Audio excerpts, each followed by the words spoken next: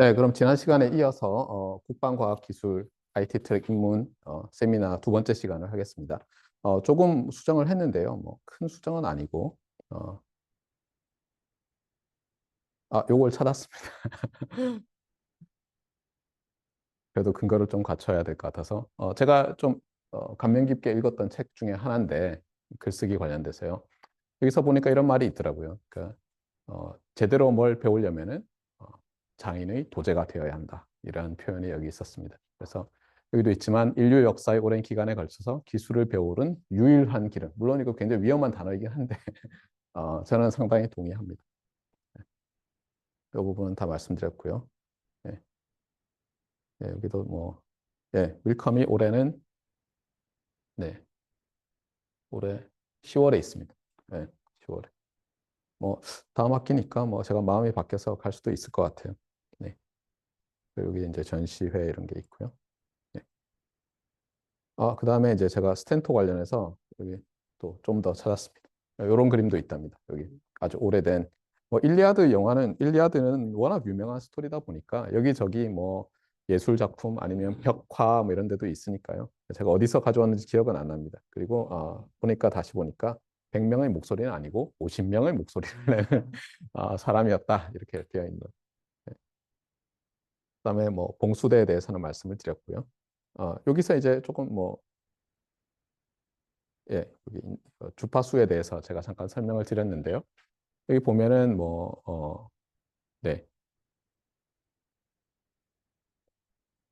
네, 사람의 목소리 보통 어디에 있는가 뭐 이런 얘기고요. 그래서 말씀드린 것처럼 이제 남성보다 여성이 전체적으로 톤이 높고요. 흥미롭게도 보컬 코드라고 하는데 성대에서 떨리는 주파수만 바꿔도 어, 엄마를 닮은 아들의 목소리가 갑자기 엄마 목소리처럼 바뀔 수 있고 변성기가 지난 아들이 갑자기 몇 년 전에 귀여운 아들 목소리로 다시 변할 수 있다 이런 말씀을 드렸었고요. 이게 그 사진입니다. 실제로 보면 근육막이거든요. 근육. 그래서 이렇게 들여다보면 이게 보인답니다. 네, 이렇게 내시경 같은 걸로. 네. 그 다음에 이제 전체적으로 음파에 관한 얘기도 좀 있고요. 그 다음에 귀 얘기도 있고. 근데 여기서 이제 좀 재밌는 게 몇 개 있습니다. 그래서 이것도 좀 통신 뭐 관련해서 좀 설명을 드리면요.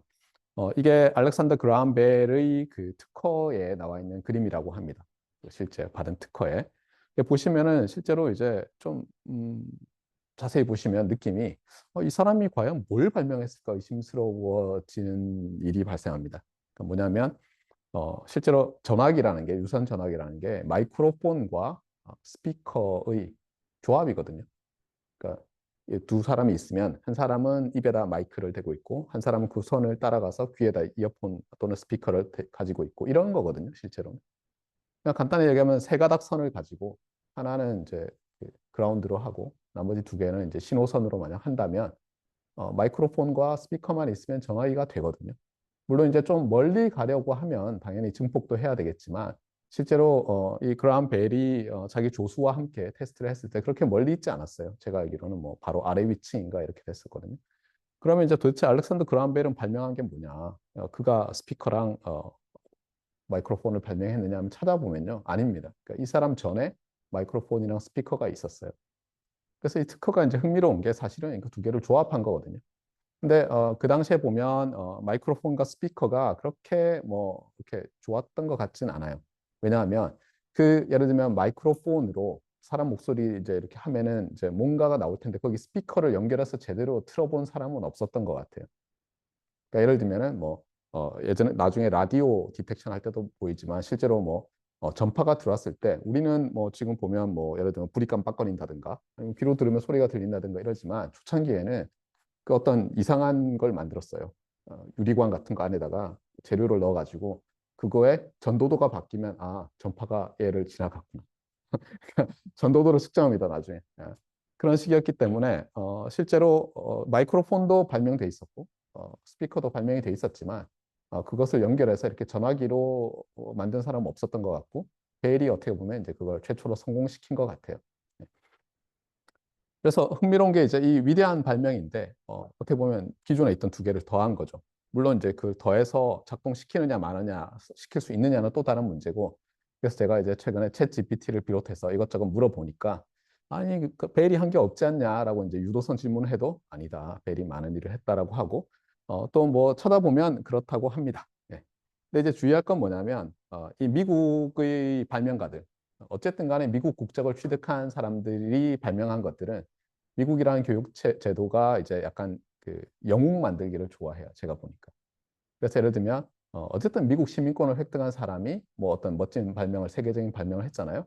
그러면 누군가가 초등학생용으로 이 사람 전기를 몇 년 동안 쓰고 또 리바이즈하고 또 다른 사람이 쓰고 드라마도 나오고 해서 굉장히 이렇게 아름다운 멋진 사람으로 되어 있습니다. 그러다 보니까 나중에 시간이 좀 지난 다음에 저 사람의 기여가 그렇게 컸나? 아닌 것 같은데 싶어도 어, 아니다. 기여는 정말 컸다라는 자료가 무수히 많은 것 같아요. 그 얘기는 좀 이따 또 나옵니다. 자, 그 다음에 이게 그래서 이제 뭐 마이크로폰이고요. 뭐 종류가 여러 개 있습니다. 스피커도. 근데 어쨌든 간에 핵심은 뭐냐면 저기서 말씀드리고자 하는 게 마이크로폰과 스피커라는 것은 결국은 음파, 아쿠스틱 웨이브를 일렉트리컬 시그널로 바꾸거나 거꾸로 바꾸는 장치입니다. 그래서 이 파동이라는 게 그래도 멀리 좀 가잖아요. 무선으로. 저 제일 먼저 사용한 게 스탠토 얘기 나온 것도 일종의 무선 통신을 하는데 사람 목소리를 쓴 거죠. 그 당시에 전자회로가 없으니까 뇌랑 들러붙은 이 근육이랑 이런 걸 이용해서 여기서 나오는 공기의 그 펄스를 교묘하게 바꿔가지고 사람 목소리로 바꿔서 우리가 말을 하는 거지 않습니까? 그걸 그냥 크게 했던 거예요. 스탠토는. 네. 그런데 나중에 시간이 지나면서 마이크로폰과 스피커가 발명이 되고 그것을 연결해서 성공적으로 사람 목소리를 보내고 받게 되면서 이 음파를 전기신호로 바꿔서 쫙 보내서 저쪽 끝에서만 다시 음파로 바꾸고 거꾸로 하는 그런 텔레폰이라는 발명품이 짠 하고 나타난 거죠. 그게 이제 1800년대 후반이었죠. 보시면 이제 저도 참 이렇게 히스토리 같은 걸 좋아하는데 어릴 때부터 놀라운 게 저희는 지금 시대가 가장 격변의 시대인 것 같지만 좀 쳐다보면 내가 1800년 한 1860년부터 의식을 가지고 좀 살았습니다. 그러니까 예를 들면 1850년생쯤 됐다. 그래서 1920년까지 살았다. 70년. 와, 정말 이 세상이 너무너무 많이 변했을 것 같아요.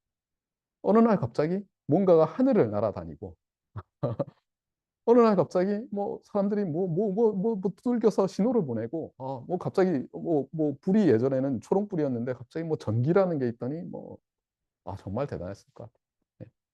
무선 전화도 나오고 대단한 시대인데 이 무선 관련해서는 이 원리가 굉장히 비슷합니다. 저는 이제 뭐 교수다 보니까 지식을 압축하는 데 관심이 많고 어떻게 뭐가 비슷한가 계속 관찰을 하는데요. 뭐 그게 뭐 초등학생 그냥 좋은 설명이든 아니면 대학원생을 위한 거든 상당히 비슷하지 않습니까? 위에 거랑 아래 거는. 그러니까 어떻게 보면은 기존에 여기 어, 음파를 어떻게 보면 이 마이크로폰을 통해서 전기신호로 바꾼 다음에 여기 다시 스피커를 통해서 음파로 바꿨는데요. 여기서 여전히 선이 있죠. 여기만 무선 일종의 구간이죠. 여기는 무선으로 바꾸려고 사람들이 한 게 뭐냐면 이렇게 바꾼 다음에 다시 여기서 일렉트리컬 시그널을 다른 종류의 웨이브로 바꿨어요. 그게 이제 라디오 웨이브죠. 그러니까 전자기파 중의 일부인 전파로 바꿔서 그리고 이게 굉장히 멀리 간다는 걸 사람들이 알아냈죠. 네.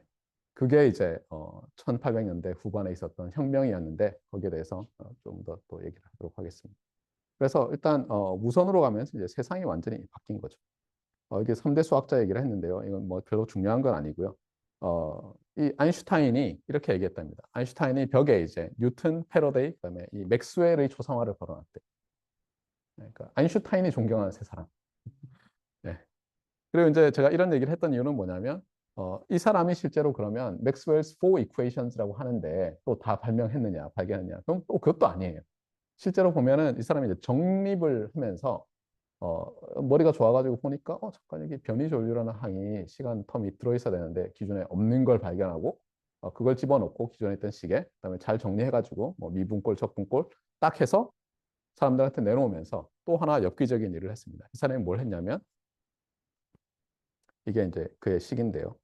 이게 적분꼴이고 이게 미분꼴인데 이 사람이 이제 이걸 오물딱조물딱 이 네 개의 이퀘이션을 가지고 전기장이 자기장을 유도하고 자기장이 전기장을 유도해서 어, 퍼져나갈 수 있는 파동식이 나온다는 걸 알게 됐어요.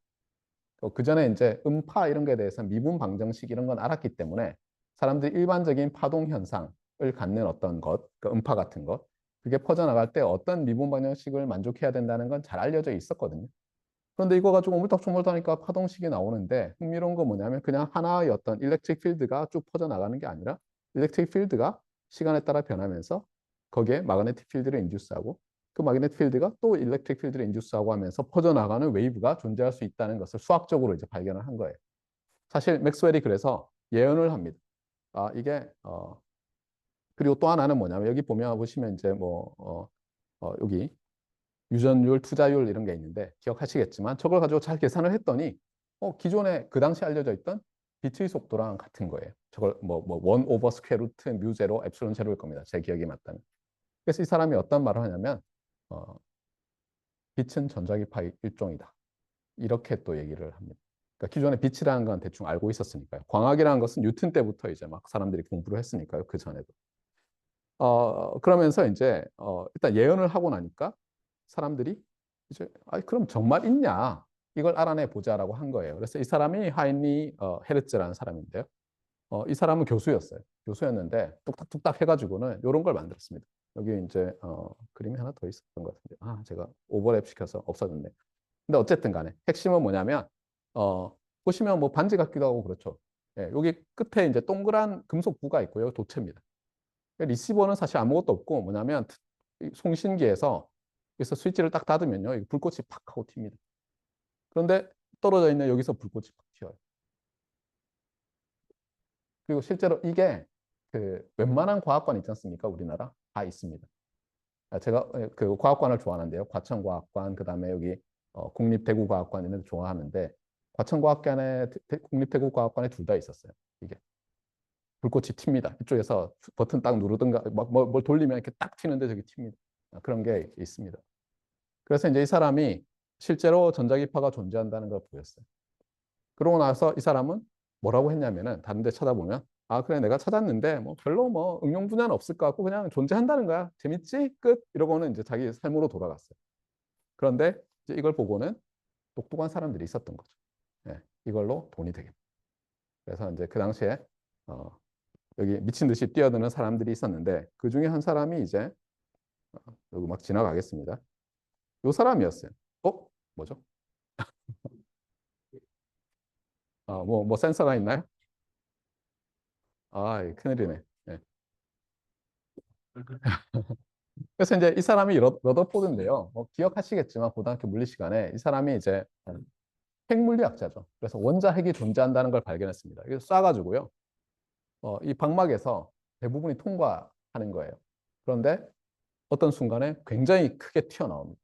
그래서 어떻게 되냐면 이 물질이라는 게 원자 핵이라는 게 있어서 그 안에 플러스로 다 뭉쳐져 있고 나머지는 거의 없구나. 우리는 이게 연속적으로 뭐가 존재하는 건 줄 알았는데 그게 아니라 사실상 이 세상의 물질은 뻥뻥 뚫려 있고 원자 핵이라는 거에 뭐 플러스 양전하를 가진 놈이 있고 뭐 이런 걸 발견한 사람인데 사실 이 사람조차도 뭘 했냐? 맥스웰이 죄송합니다. 헤르츠가 존재한다는 걸 딱 찾으니까 나 연구 다 접고 무선 통신을 전공해야겠다고 이 사람이 물론 요거 하기 전입니다. 이 사람은 아주 좋은 대학에서 열심히 연구하는 사람이었는데 뛰어들었어요.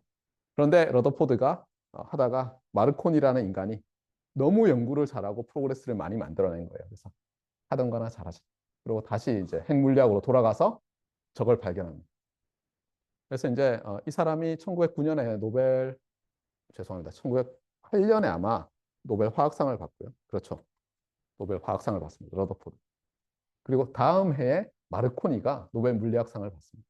근데 마르코니는 그렇게 뭐 많이 배운 사람은 아니었어요. 그러니까 그렇다고 무학은 아닌데 이 사람이 젊어서 이제 이탈리아에서 아마 어머니는 아일랜드 사람이고 아버지가 이탈리아 사람인가 그랬는데 하여튼 전기기기 그 당시에 굉장히 유행이었기 때문에 그런 거 가지고 뚝딱뚝딱 하는 걸 좋아했는데 이제 이 전파라는 게 존재할지도 모른다. 그리고 헤르츠가 발견했다 이러니까 이걸로 무선 전신기를 만들면 떼돈을 벌겠다는 거를 알고는 올인 인생을 걸고 합니다. 그리고 엄청난 프로그레스를 막 만들어내요. 그런데 뭐 지금도 그렇지만 이탈리아라는 나라가 이 사람의 꿈을 실현하기에는 이 펀딩을 해줄 사람이 별로 없었던 거예요. 그래서 찾아다니다가 에이 내가 어, 일종의 1800년대 말의 실리콘밸리에 해당하는 영국으로 갑니다. 영국에는 금융이 발달해 있고 돈 대줄 사람이 많았던 거예요. 뭐 아시겠지만 아이작 뉴턴이 1600년대 사람이잖아요. 근데 벌써 영국에서 주식회사 이런 게 많이 있어가지고 뉴턴의 에피소드 중에 주식회사에 돈 다 넣었다가 어, 한번 왕창 다 잃고 망할 뻔했는데 또 열심히 따서 잘 먹고 잘 살았다 뭐 이런 얘기도 있고 뭐 그런 에피소드 들어보셨을 겁니다. 사우스시라는 회사가 있는데 남해 회사인데 뭐 그 뉴턴이 이제 얘가 이렇게 오를 때 딱 사가지고 때 팝니다. 그러고는 이런 얘기를 합니다. 전체의 운동은 내가 1초 단위까지 계산이 되는데 참 사람 마음은 어려운 것 같아. 이러면서 이제 자기는 이제 나는 실현했어. 이익 실현. 이랬는데 이게 오릅니다. 뉴턴이 안절부절 못한 거예요. 아니 뭐야 이거. 그래서 다시 삽니다.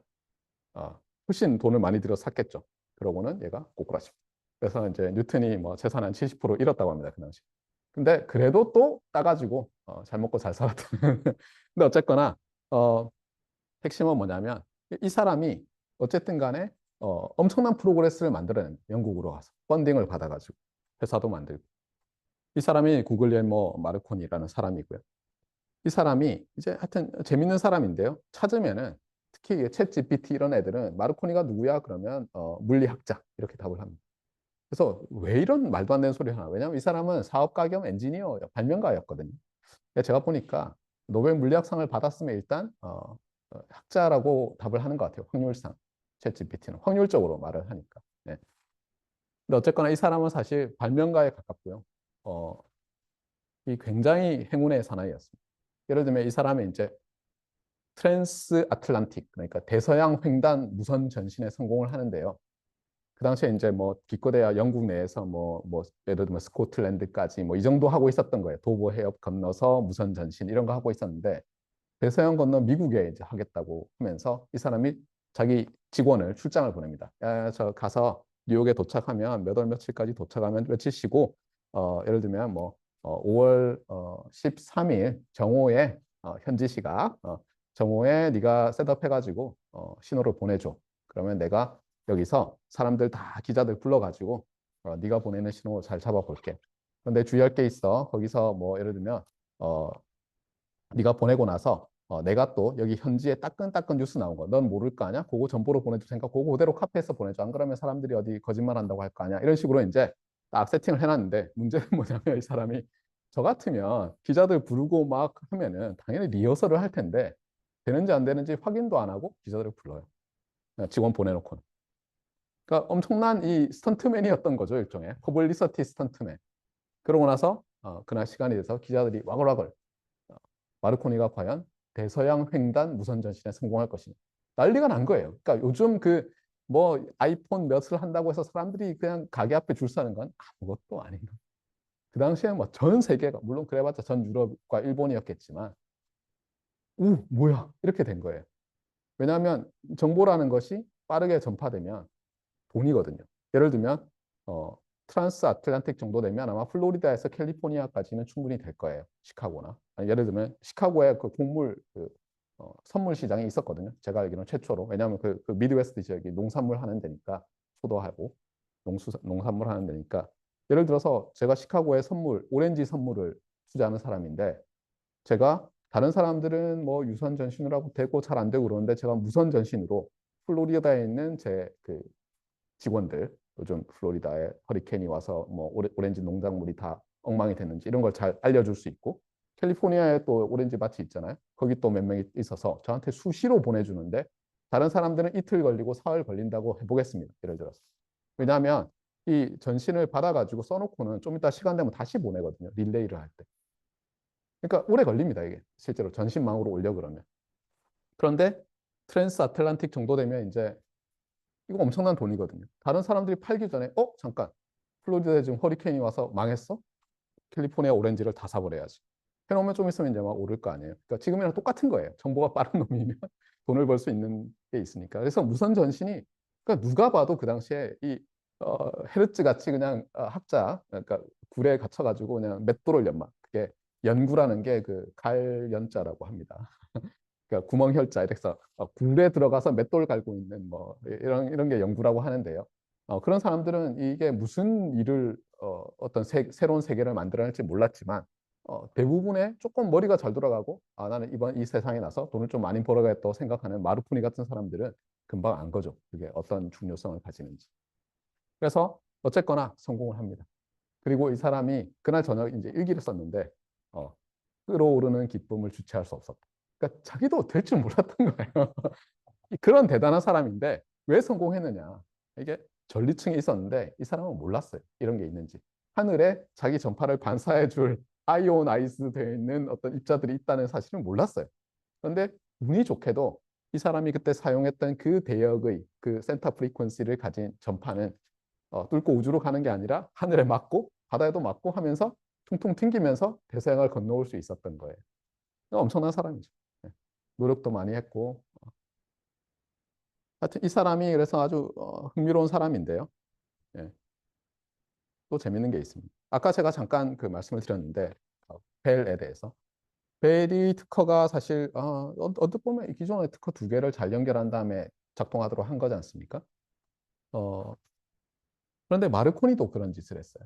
이게 제가 이제 저 책에서 봤는데 마르코니의 7777, 47 브리티시 특허라고 하는데 이게 잘못되고 37으로 알려진 데도 많은데 47인데요. 이게 그겁니다. 1900년에 정확히 1900년에 서브미션을 했고 1901년인가 그랜트가 됐어요. 이게 뭐냐면 그 메쉬어 패턴트라는 게 있습니다. 그러니까 짜깁기 특허. 그러니까 남의 거를 그냥 넣어가지고 특허를 만드는 거. 근데 이런 특허는 사실 좋은 특허라고 안 합니다. 보통. 그래서 이제 뭐 아시겠지만 트리즈 뭐 이게 러시아어인데요. 뭐 Theory of Inventive Problem Solving이라는데 저는 어떻게 되는지는 모르겠고 책을 찾아보시면 이게 한참 유행을 했습니다. 트리즈라는 게 한 10년쯤 전에, 20년쯤 전에. 어, 근데 거기서 얘기하는 게 뭐냐면 특허, 좋은 특허는 대부분 다 이 사칙 연산과 관련이 있답니다. 그러니까 더하기 빼기 곱하기 나누기. 정말 말 그대로. 그런데 더하기는 좀 아니다. 그러니까 기존에 있는 거 두 개 하면은 문제가 되는 게 novelty. 넌 트리비얼리티 이게 중요하거든요. 신규성, 그다음에 진보성이라고 합니다. 보통 이런 거. 그다음에 이거는 근데 구현할 수 있어야지. 뭐 예를 들면 타임머신이 있으면 이런 기능이 가능해. 이러면 이제 얘에서 걸리는 거죠. 근데 기존에 있는 거를 하다 보면 당연히 여기서 걸립니다. 아니, 누구나 생각할 수 있지 않니? 이렇게 하면 날아가거든요. 그래서 예를 들면 위해서 또 하겠지만 이런 거 누가 스마트폰을 발명했죠? 뭐 특허 내가지고 돈 번 사람이 없잖아요. 그다음에 애플이랑 삼성이랑 뭐 아이패드용 또는 아이폰처럼 이렇게 터치되는 걸 가지고 많이 싸웠지만 그렇게까지 뭐 그 특허가 예를 들면 인정이 돼서 뭐 다른 회사가 전혀 생산을 못하거나 이러지 않았잖아요. 그 이유가 이게 스마트폰이란 게 컴퓨터 더하기 전화기거든요. 이동 셀룰라폰. 그러니까 셀룰라폰 더하기 컴퓨터예요. 조그만. 그러니까 이게 이제 전형적인 덧셈형 이제 발명인데 좋은 특허가 잘 안 됩니다. 보통 막 이제 따지기 시작하면 다 있거든요.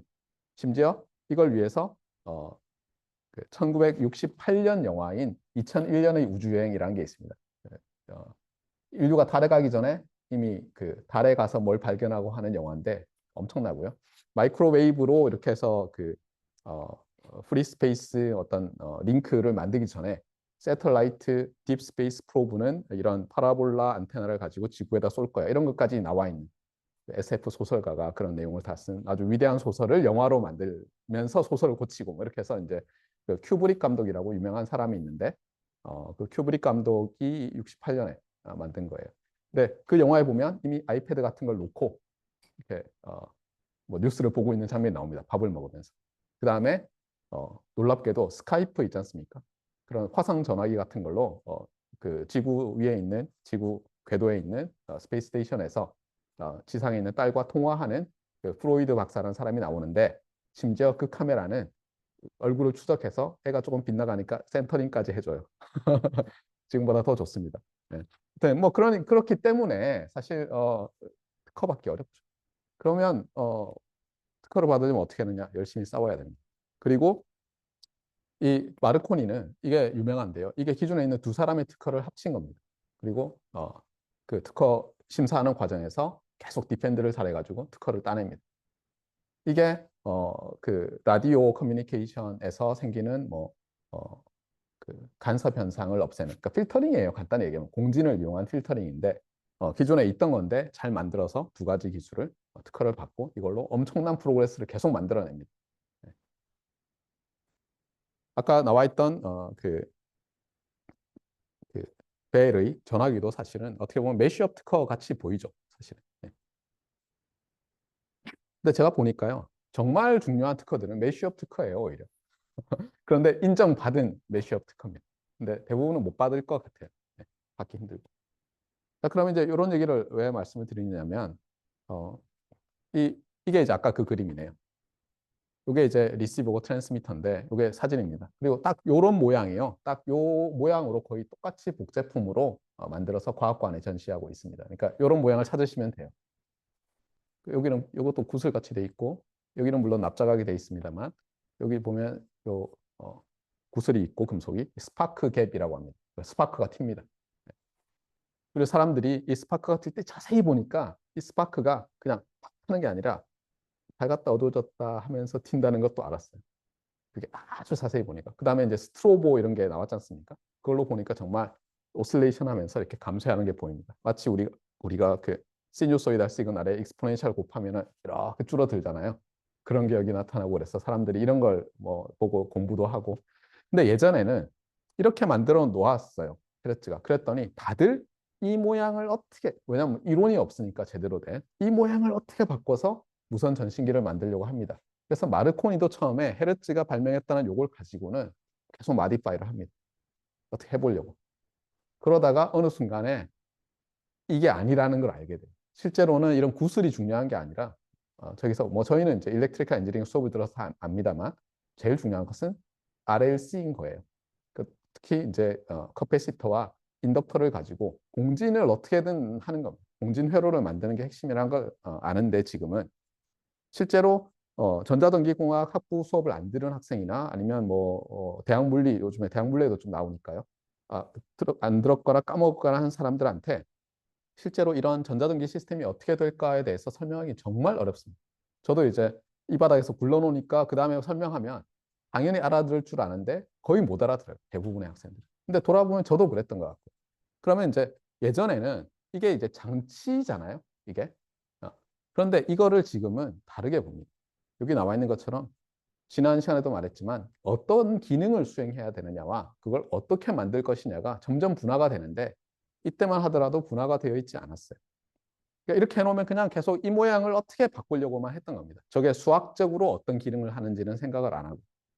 그러다가 이제 이런 일이 생기죠. 이게 제가 어릴 때 라디오 조립하고 이런 걸 좋아해가지고 저희 또 집 앞에 뭐 학교 가는 길이었죠. 초등학교. 전자공업고등학교가 있었는데 카페 가게들에 이제 이 휘황찬란한 일렉트로닉스 호비 키트 같은 걸 팔았어요.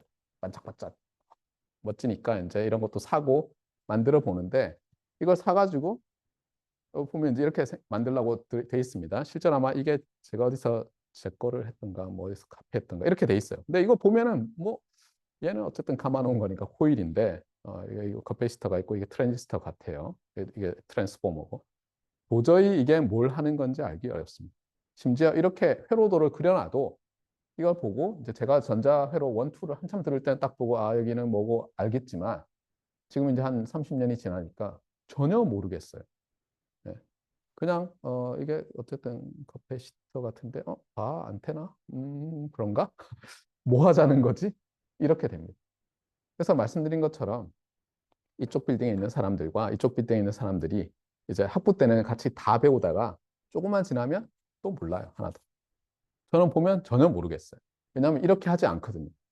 아시겠지만 시노미 시스템이라는 과목이 있습니다.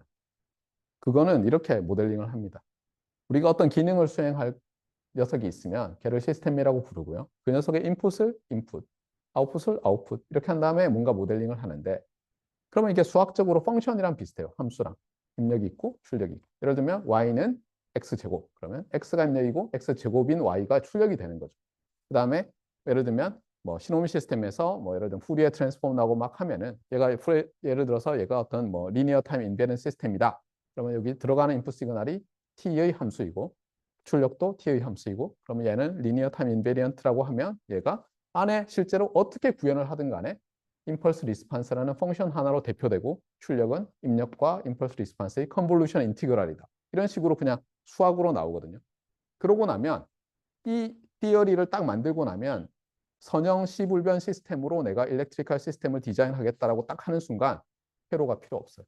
그냥 수학만 할 줄 알면 실제로 그냥 수학 문제가 돼버리는 거예요. 그러면서 이게 점점 더 전문성을 가지게 된 거예요.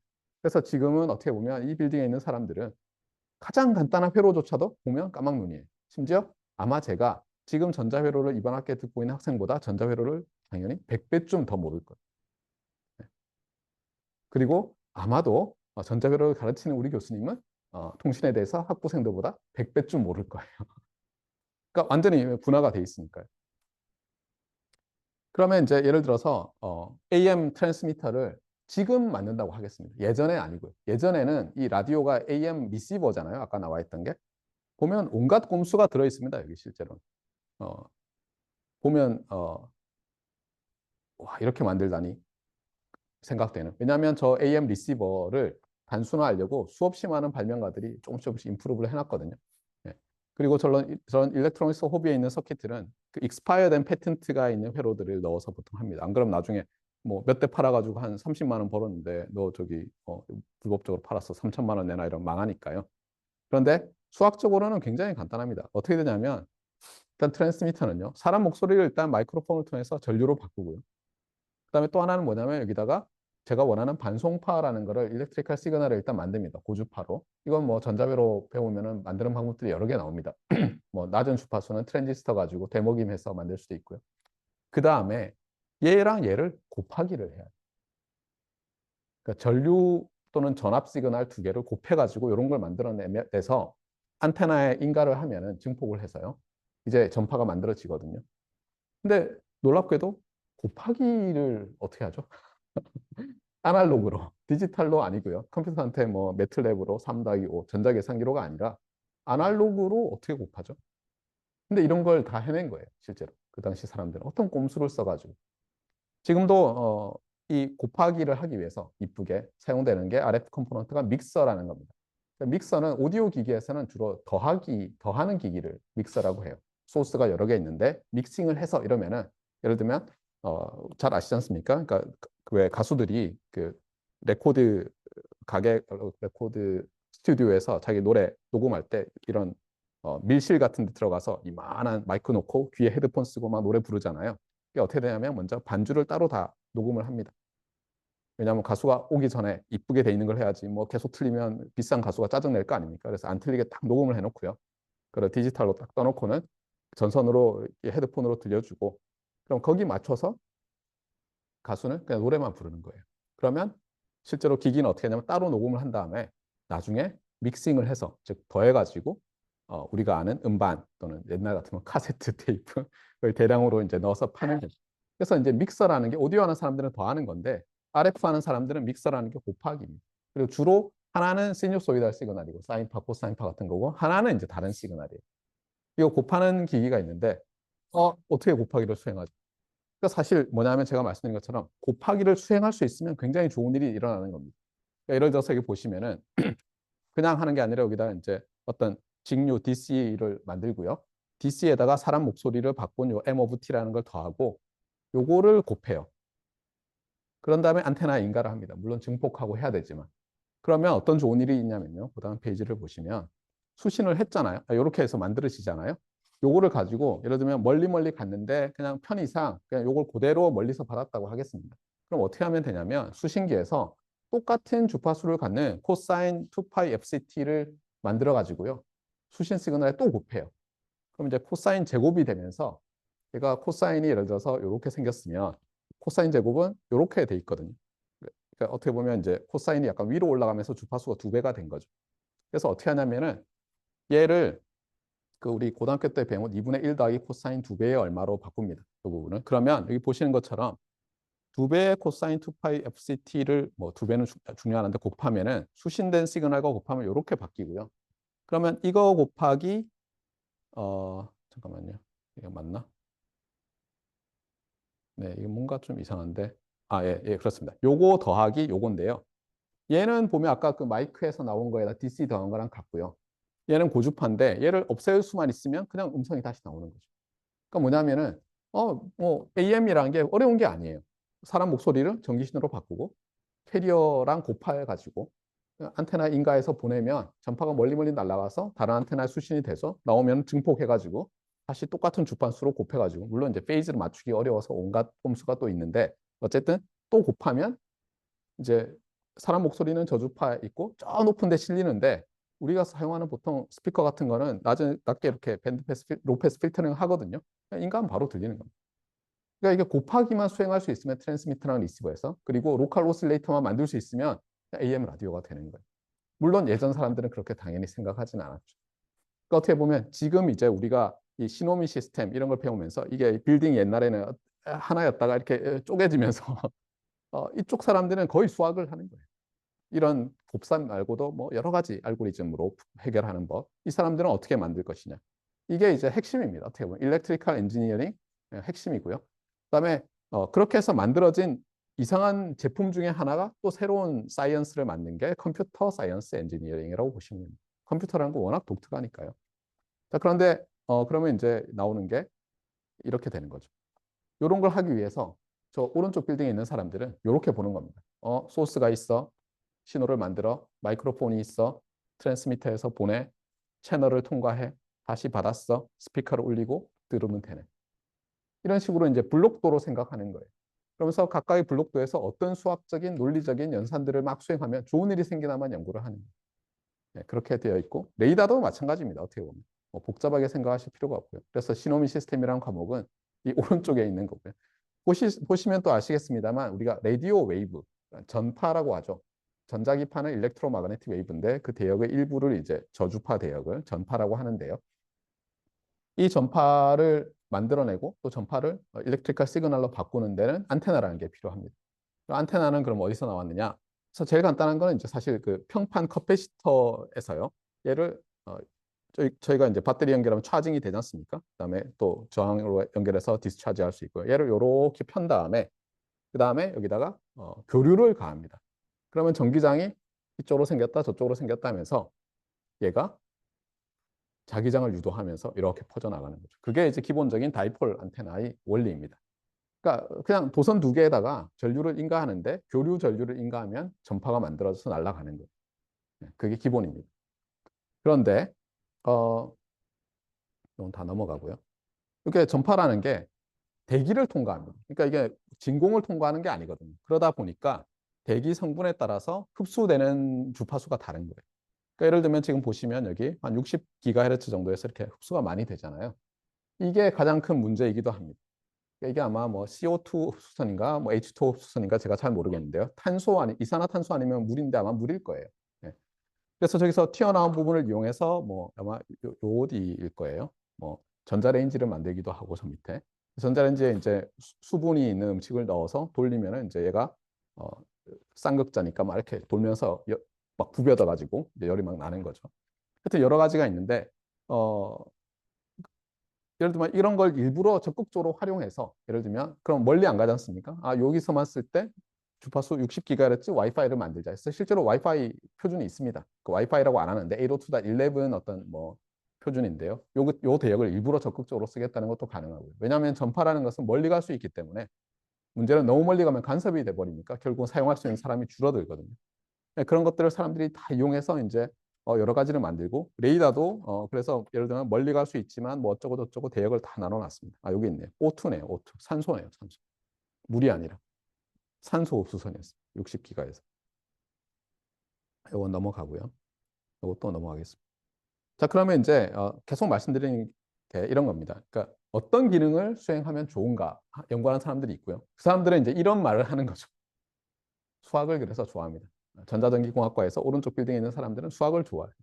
그런데 다른 사람들은 뜯어보는 거예요. 잠깐 코사인 2파이 FCT? 얘는 어떻게 만들지? 어떤 돌덩어리를 가지고 그렇지 않습니까? 어떤 화학 물질 뭐 이런 걸 가지고 그게 이제 뭐 배터리 만드는 사람들 전류를 흘려야 되니까요. 그다음에 발진기 만드는 사람들 오실레이터 이런 거 하는 거죠. 그다음에 보면 잠깐 보셈기는 어떻게 만들지? 그렇지 않습니까? 전류 두 개를 더해서 더해진 것처럼 보이게. 그다음에 곱셈기. 그러니까 실제로 이게 연산을 수행하는 거예요. 아까도 제가 특허할 때도 말씀드린 것처럼 더하기, 빼기, 곱하기, 나누기가 중요하지 않습니까? 특허에서도 그런 것처럼 실제로 우리가 전자전기 회로로 구현하려고 하는 것 중에서 중요한 게 이런 사칙 연산하는 거예요. 물론 이제 컴퓨터로 가면 좀 달라지는데요. 아마 배우셨을지도 모르시겠습니다만 어셈블리 랭귀지 같은 걸 배우면 예전에 요즘은 잘 안 하기도 하는데 놀랍게도 저는 처음 어셈블리 배울 때 도대체 뭐 하자는 거지 했는데 이렇습니다. 어떤 메모리에 먼저 써 넣어요. 근데 그건 어렵지 않거든요. 어떤 메모리에 뭐 0101 써 넣어라. 그 다음 하는 게 뭐냐면 얘를 옮기는 걸 해요. 이 메모리에 있는 거 읽어와서 저기다 넣고 저기다 넣어서 한 칸 쉬프트하고 미쳤나 이 사람들이. 아니 난 어떻게 하면 게임을 빨리 만들고 싶은데 왜 이런 걸 가르치지 했더니 놀랍게도 그런 카피해오고 그러니까 읽어오고 읽어서 다른 데 써놓고 그다음에 그거를 옆으로 시프트하고 그다음에는 또 읽은 것과 비교해서 그다음에 로직 연산 있지 않습니까? and, or, x, or, not 이런 거 수행하면은 사칙 연산이 되는 거예요. 신기하더라고요. 그러고 나니까 이제 이해가 가기 시작했습니다. 그러니까 결국은 뭐냐면 수학적, 논리적, 물론 논리도 수학이죠. 그런데 조금 이제 뭐 간단히 얘기하자면 산술 계산과 논리 계산을 할 수 있으면 이 세상에서 흥미로운 기능들이 다 구현이 되는 거예요. 근데 컴퓨터가 위대한 게 뭐냐면 둘 다 되거든. 일단 컴퓨터 안에서는 다 되는 거예요. 뭐 곱셈, 나눗셈, 매트리스 연산 다 되는 거예요. 회로로 바꾸려면 쉽지는 않죠. 근데 말씀드린 것처럼 지난 시간에 이 건표기라고 해야 되나요? 투표, 개표기. 개표기에 LG 그램이 들어있고 거기에는 아마 리눅스 깔려있고 뭐 소프트웨어가 돌아가는 거예요. 그러니까 그 녀석으로 하면 디지털 컴퓨터가 모든 연산, 논리적인, 산술적인 연산 다 해주고 그다음에 제어도 하고 대단한 거죠. 어떻게 보면. 점점 그렇게 되는 거죠. 옛날 같으면 그 안에 뜯어보면 뭐 안에 뭐 이만한 트랜지스터, 뭐 커패시터가 들어있고 뭐 서지 프로트 뭐 이럴 텐데 이제는 컴퓨터. 예. 그래서 저는 그걸 보면서 야 나도 어떻게 해서 성관위에다가 저런 걸 납품해야 되는데 뭐 하고 있지 뭐 이런 생각을 좀 했습니다. 물론 거기도 이제 레드 오션일 텐데요. 그래서 전자전기공학은 이제 요겁니다. 요게 그 페트로나스 빌딩인데요. 실제로 보시면 요거는 없고요. 제가 그려 넣었습니다. 예전에 한 10년 전에 이거 자료 만들 때. 실제로는 여기 아마 하나 있을 거예요. 브릿지. 그리고 이것도 또 지난 시간에도 제가 그 The Rock이라는 넷플릭스 찾아봤더니 없더라고요. 예. 미션 임파서블은 잔뜩 나오던데 The Rock이라는 영화에 보면은 이제 그션 코네리가 나오는데 션 코네리가 할배가 됐을 때그 그 제타 존즈라는 여배우와 같이 나오는 첩보 영화 같은 게 있는데 여기서 찍습니다. 그래서 요 빌딩이 나옵니다. 그래서 션 코네리, 제타 존즈 하면은 아마 이 영화 나올 텐데 제목은 또 모르겠어요. 다음번에 제가 또 다른 데서 뭐 세미나를 할 때 그때는 자료를 찾아서 넣어놓도록 하겠습니다. 근데 간단히 말씀드리면 빌딩이 두 개인 거예요. 어떤 수학적, 산술적, 논리적 연산을 하면 좋은 일이 생기는 그걸 어떻게 만드는 그리고 계속 교류를 해요 서로. 실제로 제가 그 삼성전자 네트워크 사업부에 있는 저희 제자들 물어보니까 표준화를 하지 않습니까? 예를 들면 6G, 6 제너레이션 이동통신 그러면은 전부 연구한다고 바빠요. 전부 알고리즘 생각하고 이런 바쁜데 표준화가 거의 끝나가잖아요. 그럼 전부 만드는 일 하느라고 전부 이 브릿지로 왔다 갔다 하고 이쪽에 가 있고 막 이렇습니다. 그래서 한번 여쭤봤더니 뭐 하냐 그랬더니 everybody is coding. 코딩하고 있는 거예요. 그전에는 논리적으로 매틀랩 정도 짜고 그냥 알고리즘 베리파이만 하던 사람들이 이제는 베릴로그 코딩하고 있는 거예요. 왜냐하면 시스템에 넣어야 되니까. 그래서 참 쉽지 않구나. 최전방에 있는 사람들은 어렵구나. 뒤에 맨날 사관학교에 있는 사람들은 편하구나. 자, 그러면 이제 일렉트리컬 시스템에서 빌딩 블락이 뭐냐? 그러니까 요거는 이제 그 왼쪽 빌딩에 있는 사람들 얘기를 제가 오른쪽 빌딩에 있으면서 감히 조금 해봤어요. 아주 짧게 하겠습니다. 이 레고가 있으면 이제 기본적인 빌딩 블록이 있습니다. 그래서 요즘은 그 앱 중에요. 아이폰 그 구글폰이라고 해야 되나? 안드로이드 폰 앱 중에서 집에 보면 이제 이런 게 막 그냥 들어 있잖아요. 분류가 안 돼 있고. 요즘 그 애들 노는 무슨 이마트에 있는 플레이그라운드 이런 데 아니면 끝나고 나면 애들이 막 다 섞어 놓으면 막 엉망이 돼 있잖아요. 그거를 카메라로 이렇게 찍습니다. 이렇게. 그러면은 건드리지 마 해놓고 신문지처럼 쫙 펼쳐놓고요. 신문지 같은데 찍으면 여기 있는 요 부품으로 만들 수 있는 거 하나 보여줘요. 애들이랑 이런 거 만들면 어때? 그런 게 있습니다. 근데 제가 그 무료 버전을 30 며칠 트라이얼 버전을 써봤는데 아직은 멀었고요. 그러니까 인식률은 굉장히 좋은데 아주 크진 않아요. 그 다음에 얘들이 제가 봤을 때는 이제 레고랑 직접 안 돼 있는 것 같아요. 그 다음에 레고 회사 자체도 그걸 안 하는 것 같아요. 왜냐하면 그럼 안 살 거 아닙니까? 예. 근데 제 생각에 이게 점점 커지면 나중에 레고가 아마 할 것 같아요. 그러면 예를 들어서 제가 애를 위해서 무슨 바이킹 시리즈랑 뭐 예를 들면 무슨 뭐 가면 라이더 시리즈를 했는데 얘가 다 섞어놨어요. 아이고 머리야. 그러면 이제 제가 이걸 이렇게 해서 찍으면 요 제품 누르면은 요 부품으로 할 수 있어요. 이렇게 될 것 같아요. 근데 어쨌든 기본적인 빌딩 블록이 있어서 레코그니션이 생각보다 그렇게 어렵지는 않다고 합니다. 실제로.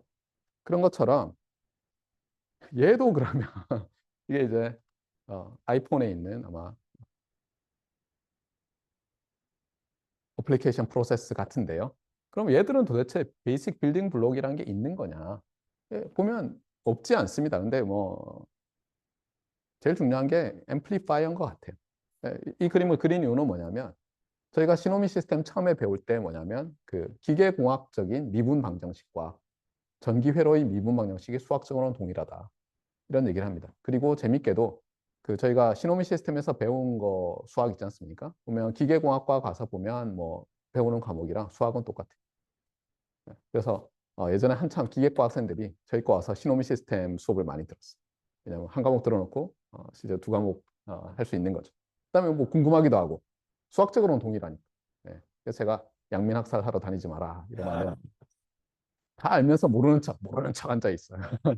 근데 어쨌거나 근데 핵심은 뭐냐면 제가 봤을 때 증폭기인 것 같습니다. 저는 이제 혼자 생각이에요. 이건 뭐 왼쪽 빌딩에 있는 분이나 기계과 분들은 무슨 말도 안 되는 소리 하지 말라고 할 텐데 제가 봤을 때 기능적으로는 저는 이제 오른쪽 빌딩에 있는 사람이다 보니까 핵심이 증폭하는 것 같아요. 앰플리파이 하는 거. 그럼 기계적으로는 앰플리파이 하는 게 뭐냐? 일종의 이런 거죠. 지뢰 레버라고 하는 거죠. 저희가 지뢰, 1종 지뢰, 2종 지뢰, 3종 지뢰 하는데 지뢰도 일종의 앰플리파이어인 것 같아요. 예를 들면 회전문. 축 가까이서 밀면은 우리 꼬마가 못 미는데 밖에서 밀면은 잘 밀거든요. 그런 것도 어떻게 보면 앰플리파이 하는 거죠. 물론 그게 무슨 소리냐 한 일은 동일하고 뭐 FS는 W 똑같고 이렇게 할 수 있지만 그래서 좀 레버라든가 스팀 엔진이죠. 이게 아마 와트가 개량한 스팀 엔진인 것 같고요. 컨버스션 엔진. 이게 그냥 컨버스션이 아니라 제가 아마 이거 라이트 형제 엔진이라고 해서 거기서 가져왔을 거예요. 그 다음에 이거는 로켓이죠. 로켓. 그다음에 제트 엔진 이런 것들 다 보면은 뭔가 이렇게 큰 힘을 내게 조그만 컨트롤. 왜냐면 뭐 비행기 타가지고 뭐 트로틀 열면 왕 돌아가잖아요. 자동차도 밟으면 가속이 되는 것처럼 이 증폭하는 게 참 중요한 것 같고요. 전자전기에서도 이제 증폭하는 게 중요한데 그러다 보니까 예를 들면 교류에서 증폭하는 거 제일 중요한 건 트랜스포머인 것 같아요. 변압기 이런 트랜스포머가 아니고요. 그래서 요 물리 시간에 보셨죠? 고등학교 물리 시간에 전기 전자 시간에도 보셨고. 근데 얘는 이제 한계가 조금 있죠. 한계가 이제 시뉴소이달 시그널에 대해서 할 수 있고 그냥 아닌 시그널은 좀 곤란할 수 있고. 근데 저것도 참 대단했죠. 저거 가지고 이제 테슬라랑 에디슨이 싸운 거죠. 결국은 송배전 시스템을 어떻게 가져가야 되느냐, DC로 해야 되느냐, AC로 해야 되느냐. 그래서 이제 에디슨은 DC로 가야 된다고 주장을 했고요. 왜냐하면 자기가 밀고 있었고. 테슬라는 AC라고 했고 실제로 테슬라와 AC의 대결이 아니에요. 그 커런트 워라는 영화가 있는데 거기 아주 잘 그려놨는데 실제로는 웨스팅하우스와 에디슨이 대결이었어요. 테슬라는 조연. 근데 사람들이 이제 테슬라를 너무 또 신격화하고 있더라고요. 너무 에디슨을 악역으로만 그리는데 제가 봤을 때는 에디슨은 굉장히 멋진 사람이었던 것 같아요. 정말 대단한 발명가고 오만 걸 다 발명하고 사업적으로도 엄청나게 대단하고 저는 몰랐는데 화재가 나가지고 에디슨이 말년에 회사가 잿더미가 됐더라고요. 네. 네, 그런 것도 있었는데 어쨌든 대단한 사람이고 요게 이제 어떻게 보면 교류가 일단 승리하게 만든 녀석이죠. 네. 아주 높은 전압으로 발전소에서는 만든 다음에 송전을 하면 송전 선로에서의 손실을 굉장히 줄일 수 있고 집에 들어갈 때는 계속 다운 시켜서 사람이 안 죽을 정도 해서 보내자. 근데 사실 이제 우리나라는 예전에 110볼트에서 220으로 지금 올렸지 않습니까? 110일 때는 안 죽던 사람들이 잘못하면 죽는다고 합니다. 220에서는. 근데 예전보다 워낙 안전해져서 괜찮은 것 같아요. 저도 사실 예전에 110일 때 이 어댑터가 이제 이렇게 벽에 이렇게 꽂혀 있지 않습니까? 근데 이제 제가 밤에 이게 빠져가지고 테이프 리코더 손으로 잡다가 이걸 이렇게 손가락을 해서 이렇게 흘렀는데 깜짝 놀랐는데 뭐 어디 화상을 입거나 죽지는 않았어요. 근데 물론 220은 그렇게 쉽게 안 되죠. 좀 많이 끼워야 돼서 안전하게 좀 돼 있지만 위험한 것 같습니다. 최근에 이제 송배전 쪽에 말씀 들어보니까 특히 요즘 어, 태양광 이런 걸로 발전을 많이 하는데 직류 뭐 어, 송전이 또 중요해지고 있다. 그래서 에디슨이 옳았다. 뭐 이런. 근데 저는 뭐 자세한 건 모르고요. 호사가들이 하는 말인 것 같습니다. 승폭기 중요한 거는 이제 어떻게 보면 진공관이고 그 전에도 비슷한 게 쓰였는데요. 심지어 1차 대전, 2차 대전 이럴 때 흑연 있지 않습니까? 연필심 그거랑 무슨 금속 은박지 같은 걸로 검정이 같은 걸로 다이오드 만들어서 수리하고 이런 것도 했다고 합니다. 사람들이. 저는 할 줄 모르는데 인터넷 찾아보면 실제로 나옵니다. 요즘 유튜브에. 이런 게 결국은 이제 증폭을 하는 거죠. 그러니까 뭐냐면 여기다가 조그만 신호가 가해지고 아닐 때도 있지만 여기다가 어떻게 보면 큰 어떤 저수지를 담은 다음에 여기서 조금 해도 물이 콸콸콸콸 많이 변하는 거죠. 조금만 움직여도. 그러니까 결국 이제 이게 증폭기입니다. 그래서 조그만 전류를 큰 전류로 바꿀 수 있고. 근데 이렇게 하면 그냥 증폭기지 뭐 그냥 뭐 조그만 전류 크게 했네 싶지만 놀랍게도 이걸 가지고 오퍼레이셔널 앰플리파이어, 연산 증폭기에서 들어보셨을 거예요. 회로 이론 시간에 보통 2 정도에서 하는데요. 전자회로 때 하기도 하고요. 저는 처음에 제가 놓쳤는지 왜 이걸 연산 증폭기라고 하는지를 못 들었었어요. 그냥 OPM프, OPM프 이렇게 얘기하니까. 근데 지금 보니까 이 오퍼레이션이 연산이라고 한 이유가 뭐냐면 사칙 연산과 관련이 되더라고요. 그러니까 이걸 가지고 사칙 연산을 하는 거예요. 아까 제가 말씀드린 것처럼 더하기 빼기 곱하기 나누기를 하면 좋잖아요. 뭔가 AM 트랜스미터 이런 데서도 리시버. 근데 그거를 회로로 만들어야 될 거잖아요. 예전에는 온갖 꼼수로 만들었는데 지금은 간단하게 트랜지스터를 기반으로 한 OPM프를 가지고 만들 수가 있는데 이렇습니다.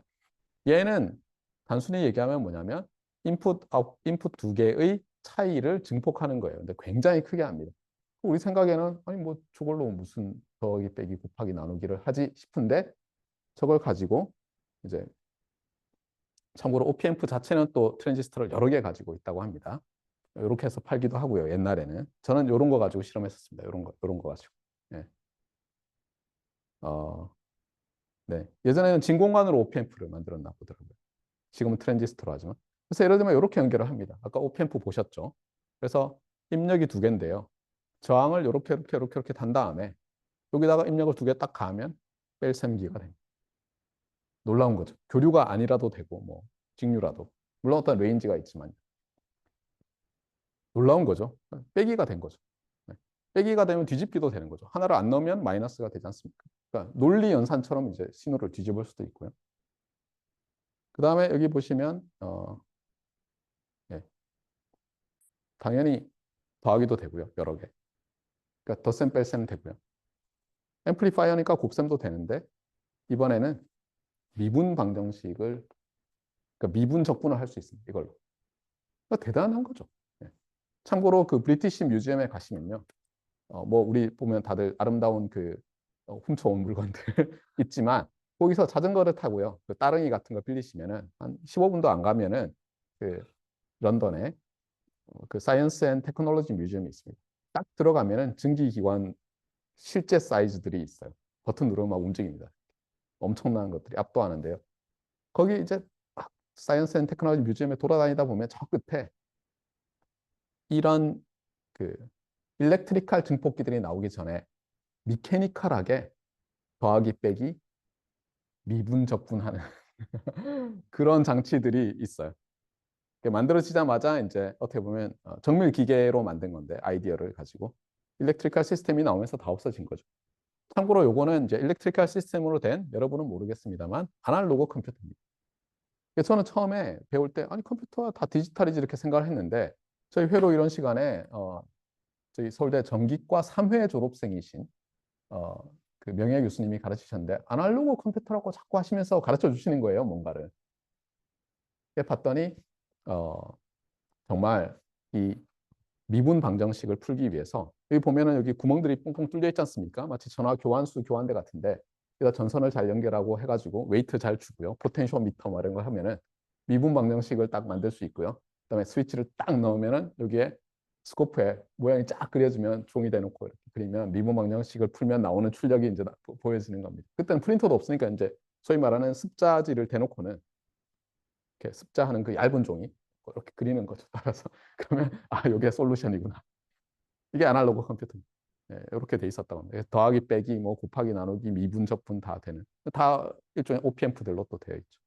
이런 시대가 있었습니다. 그래서 컴퓨터라고 하면 틀린 거예요, 사실은. 디지털 컴퓨터라고 해야지 맞는 말이고요. 아빠가 오늘 컴퓨터 사줄게. 와, 신난다 그랬더니 제가 OPM프를 가지고 이런 거 주면 애가 기겁을 하겠죠. 이거 어쩌란 말이냐. 그래서 이제 더하기 빼기 이런 건 됐고요. 그럼 반송파는 어떻게 만드냐? 점점 이제 미케니컬한 걸 나오는데 사실 반송파에서 제일 중요한 건 클락이죠. 클락. 그러니까 단위 시간 딱 될 때마다 정확하게 이렇게 바꿔줘야 되는 거죠. 그게 시계랑 똑같은 겁니다. 어떻게 보면. 그래서 미케니컬 클락에 대해서 공부하다 보면 이제 좀 좌절을 하게 되는데요. 우리나라에 뭐 장영실이 뭐 물시계 뭐 이렇게 했다고 해서 뭐 대단한 것 같은데 찾아보니까 장영실이 물시계를 발명한 게 아니고 중국에서 이런 거를 누가 만들어 놨다고 하니까 너도 한번 만들어 봐라 그래서 아이디어를 내서 만들었다고 합니다. 실제 보고 만들지는 않았다는 얘기도 있고 뭐 보고 만들었겠지 하는 얘기도 있고요. 그런데 그때 이미 이 미케니컬 클락이 서구에서는 보급된 지 한참 됐어요. 몇백 년이 됐어요. 그리고 심지어 저 당시에 시계가 가고 있는데 태엽이라면 태엽 아닌데 사실은 이제 이 추가 달려 있습니다. 옛날에는 이런 밧줄에. 얘를 다시 끌어올려야 되잖아요. 그럼 시계는 멈춰야 될 것 같지만 안 멈추게 하면서도 이걸 감아서 시계는 계속하면서 할 수 있는 정밀 시계도 이미 나와 있었고요. 그래서 요 시계도 크로노미터라는 게 아주 엽기적인 여기 보면 이제 론지튜드라는 어떻게 보면 소설인데요.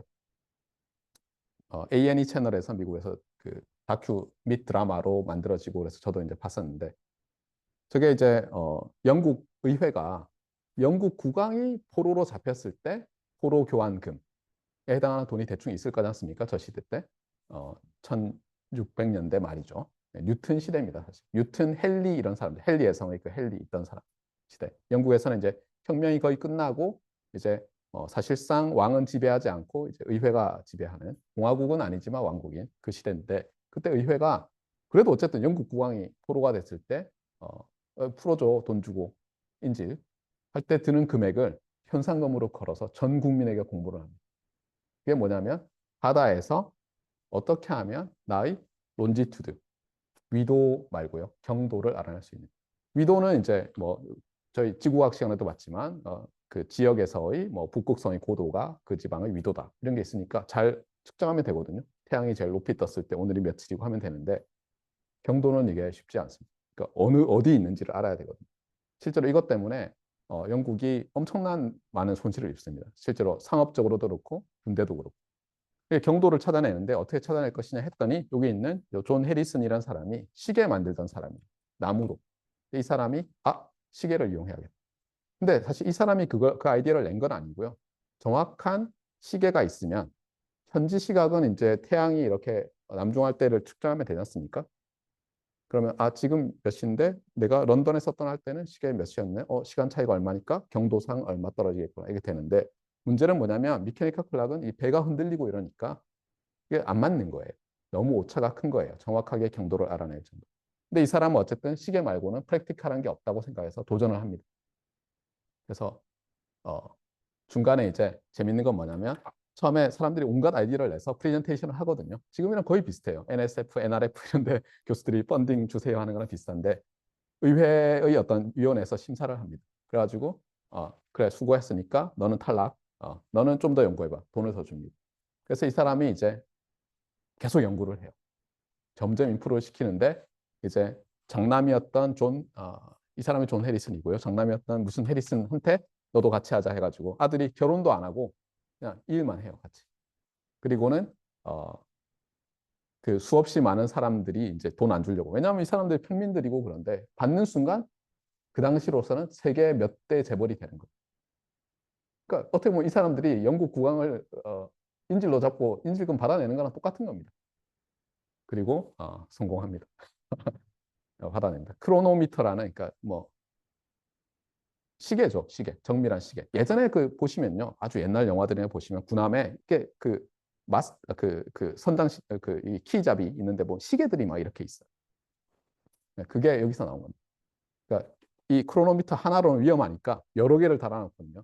그 다음에 선원들이 예전에 했던 게 2차 대전, 1차 대전 때 다 이렇게 육분위 같은 걸로 남중고도 재는 겁니다. 그 시각 딱 12시야 그러면 딱 거기 있는 시계랑 비교해가지고 아 우리 경도 얼마고 이런 걸 알아내는 거죠. 위도도 또 알아낼 수 있고요. 남중했을 때의 고도를 알아내면 또 알 수 있으니까. 태양이 이렇게 저무는 내려간 오케이 이러면서 위도 경도를 알아내는데 어쨌든 이 미케니컬 클락도 이 굉장히 중요한 거고요. 그런데 문제는 뭐냐면 우리가 통신을 하려 그러면 이게 미케니컬 클락처럼 1초에 한 번 튀는 게 필요한 게 아니라 1초에 수천 번 최소. 그리고 지금은 이제 수백만 번도 아니고요. 10의 9승이니까 수십억 번이죠. 그렇지 않습니까? 예를 들면 제가 3.5GHz, 예를 들면 제가 5세대 뭐 아이폰이라고 하겠습니다. 그러면 3.5기가예요. 그러니까 이게 기가니까 10의 9승이지 않습니까? 10의 8승이 억이니까요. 39억 번 1초에 사인 파가 제로 크로싱을 그거 곱하기 2배만큼 해야 되는데 엄청난 정밀도를 가지고 해야지 안 그러면 이제 난리가 나는 거죠. 이런 걸 어떻게 만드느냐. 회로하는 사람들이 만듭니다. 저는 만들 줄 모르죠. 그러니까 보면은 이 왼쪽 빌딩에 계신 분들이 할 일이 참 많아요. 네. 엄청나게 정밀하게 만들어야 돼요. 이거를 조금이라도 예를 들면 그 제로 크로싱 하는 타임이 조금씩 흔들리지 않습니까? 이게 다 노이즈거든요. 페이즈 노이즈, 뭐 캐리어 드리프트 대단하신 거죠. 네. 이거는 장난이라서 넘어가고요. 그래서 어쨌거나 핵심은 뭐냐면 믹서도 만듭니다. 곱셈기도. 곱셈기는 넌리니어리티를 이용하고요. 이런 다이오드가 일종의 한쪽은 패스하고 한쪽은 안 하고 이런 거지 않습니까? 그래서 비선형 시스템인데 비선형을 가지고 교묘하게 만듭니다. 그 다음에는 후리에 어널리시스 하면은 보조파가 나오는데 그걸 다 필터링 하는 거죠. 그래서 또 이제 필터라는 게 필요합니다.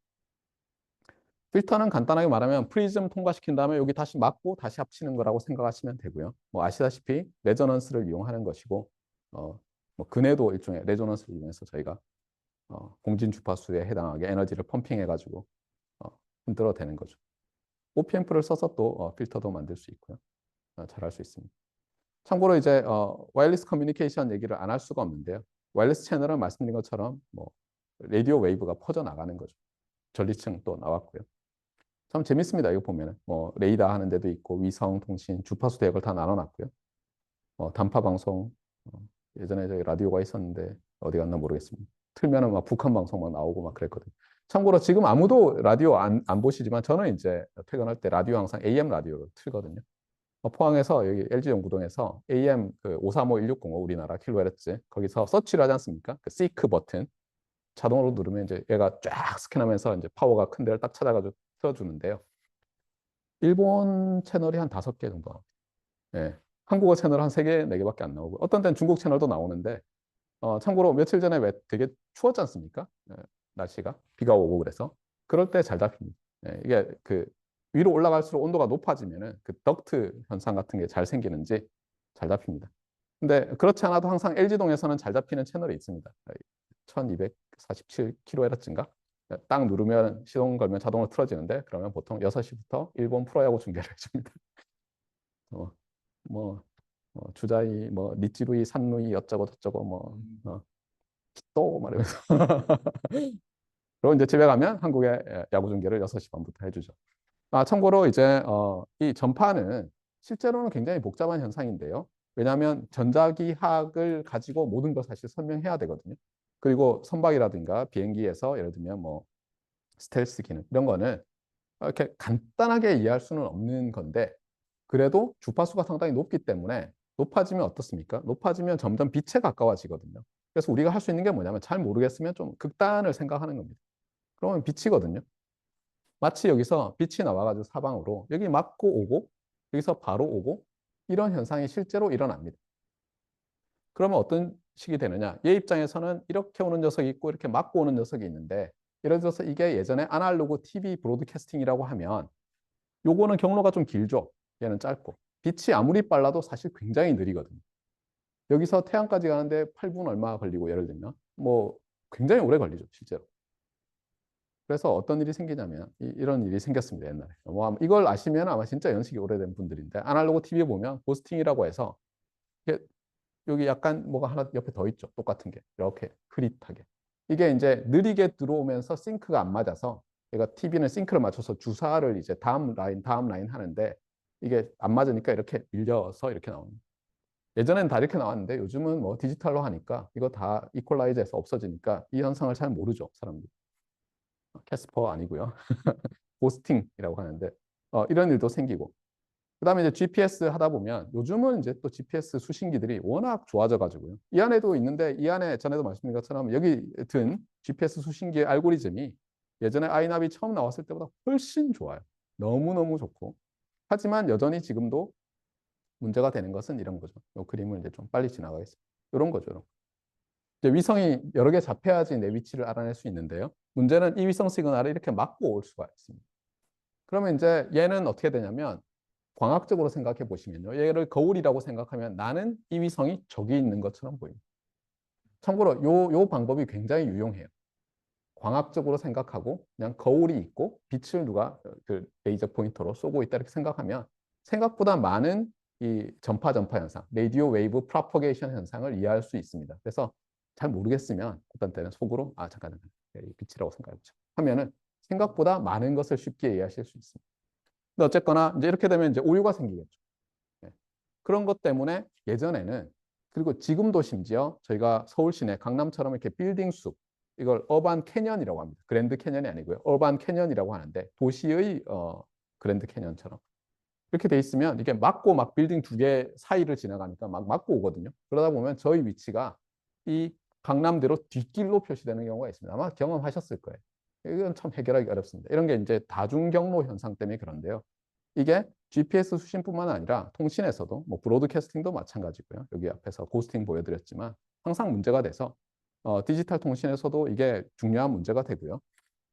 예전에 제가 이제 은퇴하신 교수님이신데요. 뭐 저희 선박 같은 거, 스텔스 뭐 이런 거 때문에 연구하시는 분이셨는데 가장 큰 문제가 뭐냐 했더니 이제 바다에 나가면 일단 이게 수평선이지 않습니까? 거의 대부분이. 근데 항구에 들어오면 이게 엉망이 된대요. 왜냐하면 이게 내가 레이더를 가지고 뭘 하려고 그러는데 이 주위에 예를 들면 부산항이라 그러면 부산에 산이 너무 많거든요, 진짜.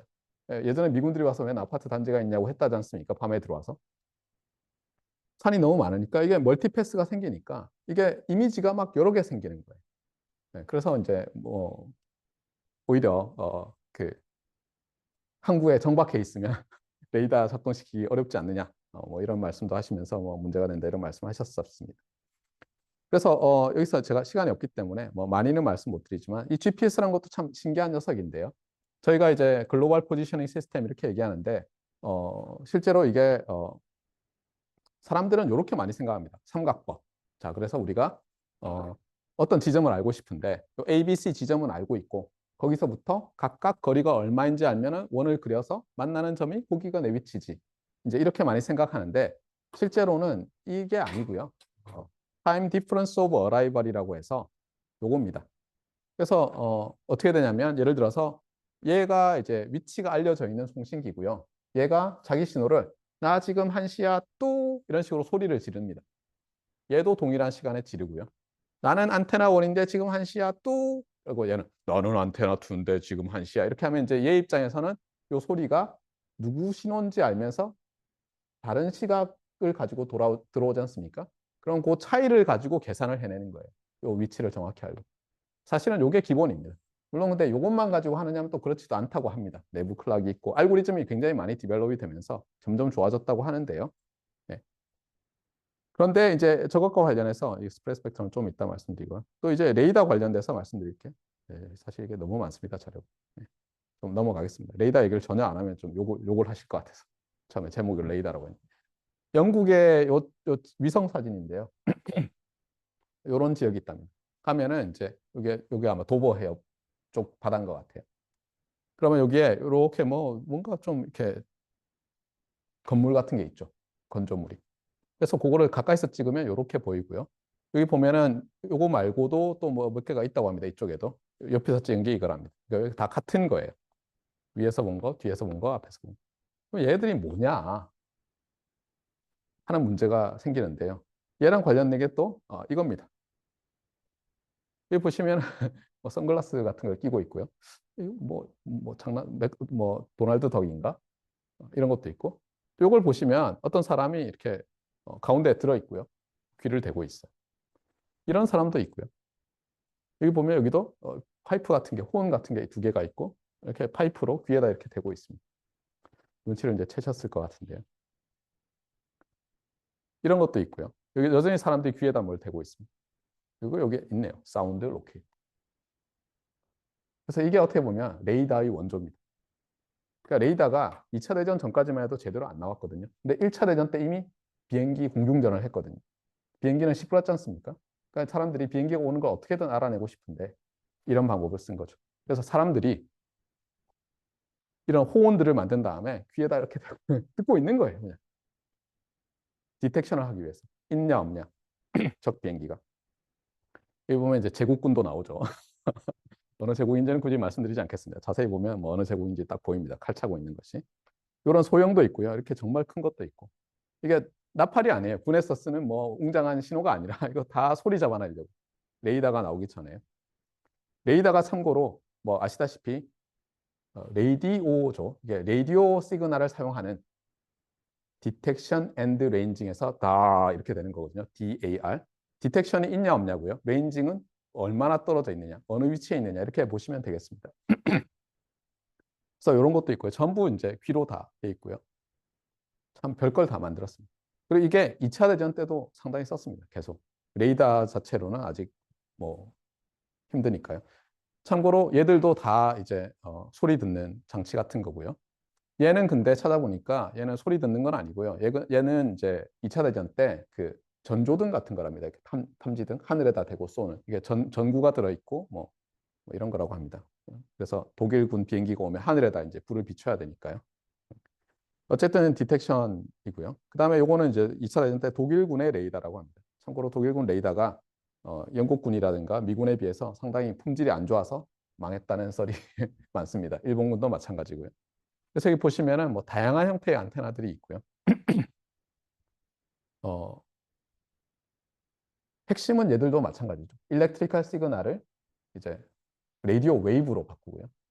그래서 맞고 돌아오는 데까지 걸린 시간을 가지고 이제 어디 있는지를 레인징을 하는 거죠. 얼마나 떨어져 있는지.